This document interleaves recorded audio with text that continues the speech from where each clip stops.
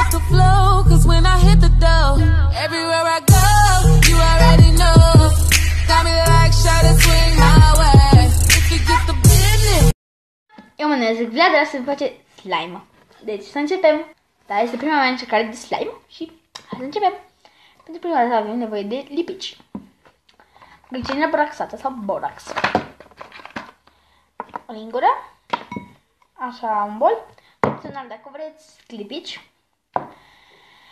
Pentru prima dată o să punem lipiciul. Să punem lipiciul în borcan. Uitați. Deci, așa, am pus lipiciul.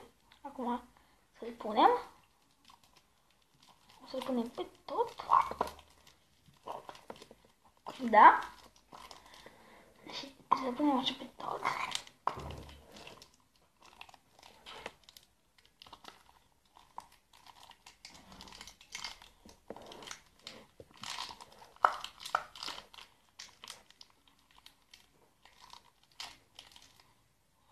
Da. Și le vin după ce îl pun pe tot. L-am pus pe tot.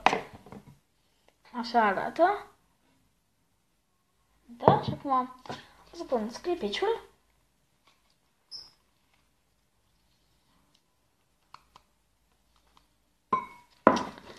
O să iau cu mâna.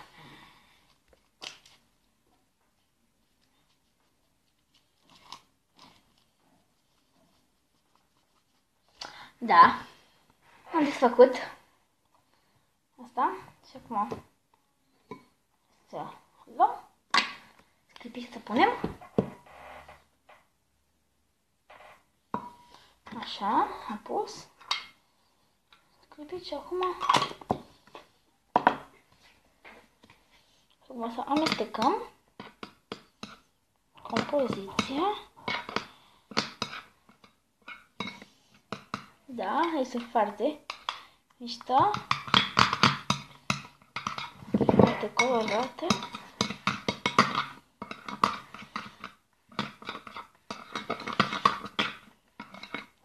Deci nu știu chiar dacă o să miasă.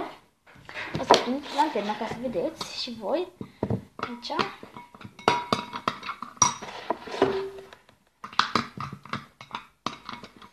Este foarte găitor. Acum spunem glicerina boraxată. Spune că o să se primească.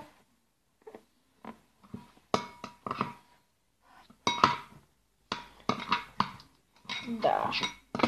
Deci se primește ceva. LOL. Mai punem și o să amestecăm foarte bine. Se primește. Nu, că poate cred. Deci... Eu niciodată nu am mai făcut slime. Acum o să-l iau în mână și o să fac așa foarte bine.